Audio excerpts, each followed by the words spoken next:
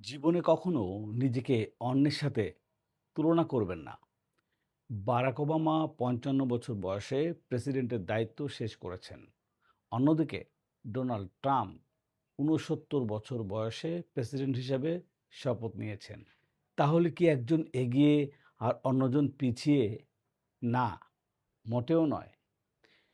ঢাকায় যখন সকাল ৫টা বাজে, লন্ডনে তখন ১১টা। তাই বলে কি লন্ডনে ঢাকার চেয়ে পিছিয়ে আছে? অবশ্যই না। ঠিক তেমনি আমাদের জীবনেও সবার জন্য একরকম নয়। কেউ ২২ বছর বয়সে চাকরি পায়, আবার কেউ ৩০ বছর বয়সে শুরু করে সফল হয়। কেউ অল্প বয়সে বিয়ে করে, কেউ অনেক পরে নিজের সঠিক মানুষকে খুঁজে পায়।